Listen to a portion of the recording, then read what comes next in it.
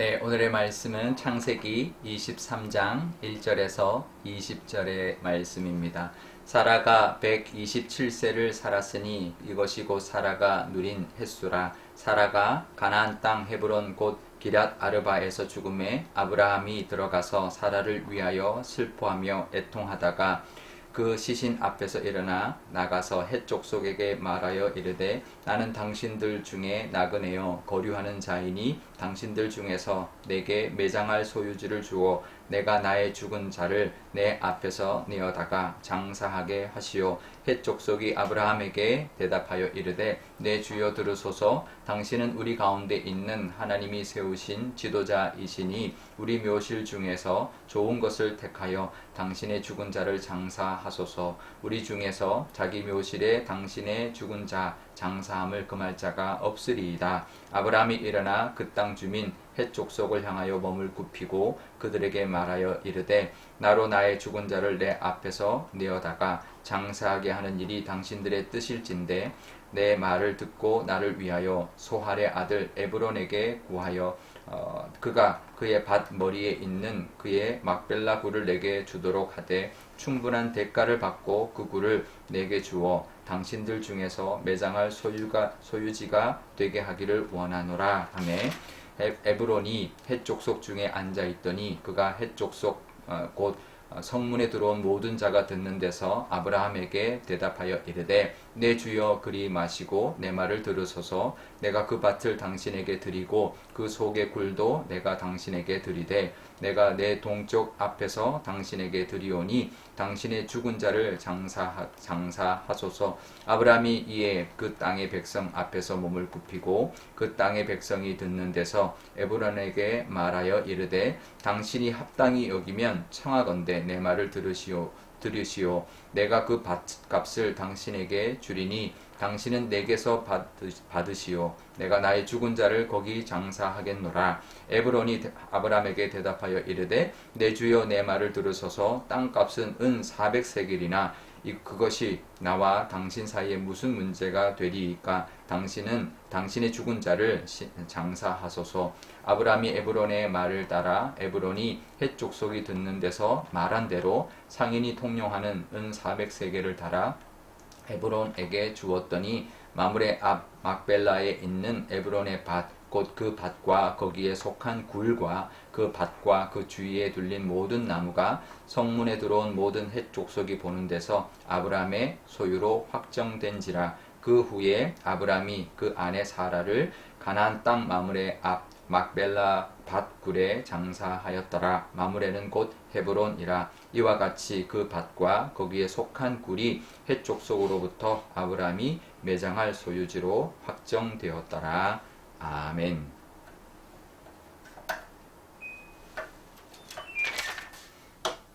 네, 잠깐 기도하겠습니다.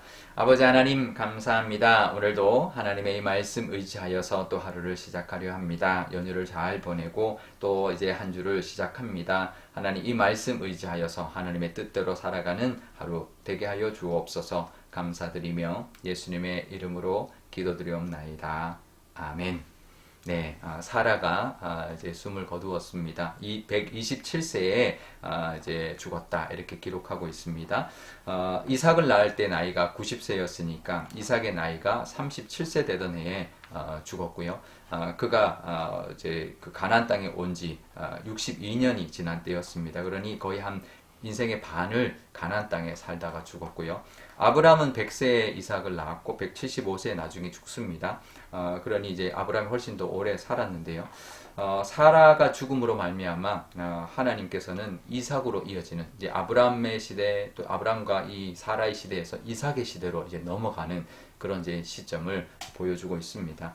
아브라함이 그 아내 사라를 위해서 매장할 그 헤브론 땅을 이제 사게 되는데요. 그 헤브론 땅에 있는 막벨라 굴을 사게 되는데 하나님이 가나안 땅으로 이제 아브라함을 보낼 때 두 가지 약속을 합니다. 하나는 자손, 또 하나는 땅을 약속합니다.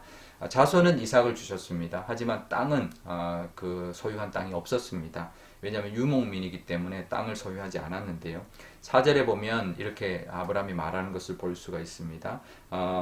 그 원주민이었던 핵 족속 사람들에게 내가 나그네다. 그리고 거류하고 있는 것인데 당신들 땅 중에 매장할 땅을 주어서 내 아내를 매장하게 해달라 이렇게 부탁을 합니다. 그 사라를 통해서 그 사라의 죽음을 통해서 그 땅의 한 곳을 소유할 수 있는 기회를 하나님 주신 것이죠. 땅을 샀다라는 것은 그 땅을 샀다라는 것은 무엇을 의미할까요? 그 땅을 주시겠다고 하시는 하나님의 약속을 믿는 거죠. 이 땅이 이제는 영원히 우리의 땅이 될 거니까 그 땅을 사는 거죠. 내가 거주하고 영원히 살고 내 자손들이 살 것 같지 않은 곳에 땅을 사지 않죠. 하나님이 이 땅을 주셨으니 이 땅에 한 곳을 매장지로 돈을 주고 산 것입니다. 하나님 분명히 그 땅을 우리 후손들에게 주고 정착하여서 그 후손들이 거기서 번성할 것을 믿었던 것이죠. 그리고 그것이 시작이었습니다. 정말 그 모든 땅, 그 막벨라 굴이 포함되어 있는 그 가나안 모든 땅을 아브라함 후손들이 나중에 차지하게 되었던 것이죠. 이렇게 시작은 작을 수 있습니다. 믿음으로 우리도 시작할 수 있어야 합니다. 작더라도 믿음으로 시작할 수 있어야 합니다. 처음에는 그냥 매장할 만한 작은 땅, 이제 굴과 고기에 속한 밭들밖에 안 되었지만 그 작은 시작이었지만 그 시작을 통하여 하나님은 약속을 이루어 주셨던 것이죠. 우리도 그렇습니다. 우리가 시작할 때 좀 처음에는 작아 보이고 미약해 보이고 어떨 때는 그것 때문에 실망하기도 합니다. 이렇게 이것밖에 안 되나? 이게 얼마나 되겠나? 이걸로 나중에 얼마나 크게 되겠나? 하지만 그 막벨라 굴을 시작으로 나중에 그 온 땅을 다 차지하게 하나님 하셨던 것이죠. 시작은 그렇게 작았지만 나중에 그 모든 땅을 하나님 차지하게 해주셨던 것처럼 우리의 시작도 작지만 그 뒤에 역사하시는 하나님의 능력과 또 신실하심과 또 도우심을 믿고 우리가 나아갈 때 하나님께서 우리에게도 그 아브라함에게 허락하셨던 복을 허락하여 주실 줄 믿습니다. 그것을 바라보고 나아가시는 저와 여러분 되시기를 바랍니다. 아브라함이 이제 매장지를 달라고 정중하게 그 해족속 사람들에게 절을 하면서 요청을 합니다. 그랬더니 해족속 사람들이 뭐라고 하냐면 당신이 좋은 곳을 택하면 얼마든지 이제 장사하게 하겠다. 이 중에 우리 해족속 중에 누가 당신이 장사하는 것을 이제 금할 사람이 누가 있겠느냐 이렇게 말을 합니다. 그랬더니 아브라함이 7절에 일어나서 이제 절을 하면서 누구한테 절을 하냐면 에브론이라는 핵족속 사람 중에서 에브론이라는 사람에게 당신에게 속해 있는 막벨라 굴에 장사하게 해달라. 그것을 나에게 팔아라. 이렇게 말을 합니다. 대가는 충분히 치르겠다라고 말을 합니다. 그랬더니 에브론이 아니다. 그냥 당신이 가져라. 그 밭과 그 굴을 다 당신이 거저 줄 테니 거기에 장사해라. 이렇게 말을 합니다. 그랬더니 아브라함 아닙니다. 합당한 값을 내가 치르겠습니다. 라고 말을 합니다. 근데 여기까지 보면 이 에브론이 참 좋은 사람 같이 보여요. 그래도 돈을 받습니까? 아브라함 당신 참 좋고 우리 관계가 좋았으니 얼마든지 그냥 가져가시고 장사하시라고 얼마든지 장사하고 마음껏 그걸 그냥 당신이 가지시라고 이렇게 말을 하는 것처럼 보입니다.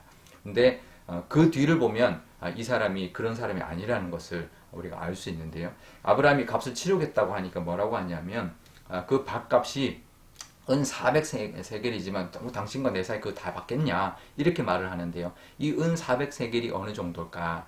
터무니없는 가격이었습니다. 이게 그 당시에 밭을 사고 팔았던 이 자료들을 보면 이 은 400세겔은 이제 다른 자료들 보면 거의 한 몇 배 아니면 한 10배까지도 더 부풀린 가격이었습니다. 그러니까 이 밭의 크기 따라 물론 가격은 다르겠지만 그 당시 이제 여러 가지 자료들을 보면 엄청나게 비싼 가격을 불렀다라는 것입니다. 그러니까 이 사람이 나쁜 사람인 거죠. 처음에는 거저주라 그랬는데 만약에 거저주고 거기서 장사를 치렀으면 나중에 분명히 딴소리 할 것이고 어쩌면 그 무덤을 파내야 될지도 모르는 그런 이제 사람이었던 거죠. 그러니까 얼마든지 딴소리 할 수 있는 사람이었던 거죠. 그래서 아브라함은 이 말한 이 400세겔을 다 줍니다. 전혀 깎지도 않고, 이거 말도 안 된다. 이게 시세보다 너무 비싸다. 이렇게 말도 하지 않고, 손해보는 것 같아도 그가 말한 대로 다 치르고, 그 사람들이 보는 앞에서 정말 이 소유지로 삼습니다. 그러니까 이 에브론은 엄청나게 비싼 가격으로 아브라함에게 팔았던 것이죠. 우리도 그럴 때가 있습니다. 손해볼 것 같을 때 있고, 그럴 때가 있습니다. 하지만 그 손해는 하나님이 갚아주실 것입니다. 우리도 이 땅 살면서 늘 이렇게 하나님의 은혜, 하나님 보호하심을 받아야 되는데요. 속지 않도록 이 일은 에브론 같은 사람에게 속지 않도록 이 사람의 그 본심, 그 속셈에 속지 않도록 그래서 덥석 그러면 좋죠 감사하죠 그러고 거절했으면 어떡할 뻔했겠습니까?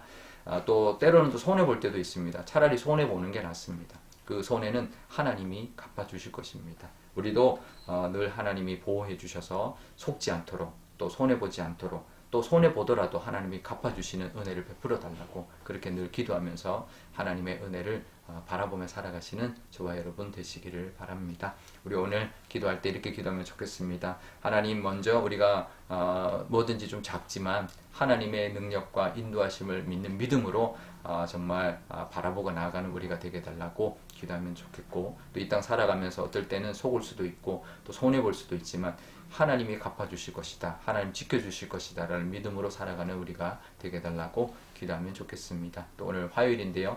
오늘 이제 전도단 지난주에 이제 한 주 연기한 전도단 개강을 합니다. 우리 전도단들이 우리 전도할 때 정말 하나님이 함께 해주시기를 성령의 역사가 있도록 또 우리도 또 전도를 위해서 기도하는 날 되면 좋겠습니다. 제가 기도하겠습니다. 아버지 하나님 감사합니다. 오늘도 이 말씀 의지하여서 연휴 이후에 또 한 주를 시작하려 합니다. 하나님 사라가 또 생을 마감하고 이제는 사라와 아브람 시대는 이제 기울고 이제는 이삭과 또 리브가의 시대가 열리고 있습니다. 그 중심에 그 시점에 정말 하나님이 약속하신 땅 하나 작은 땅 하나를 사게 되었습니다.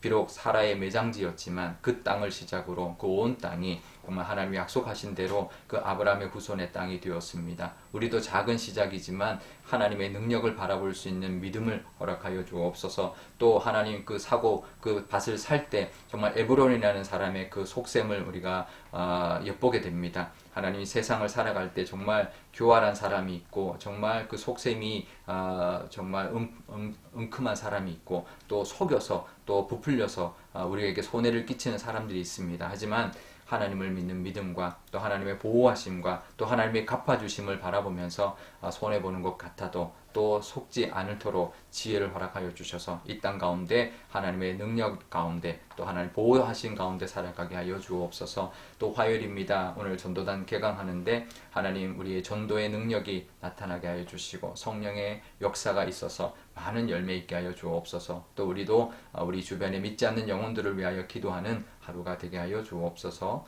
감사드리며 예수님의 이름으로 기도드리옵나이다. 아멘. 주기도문 하겠습니다.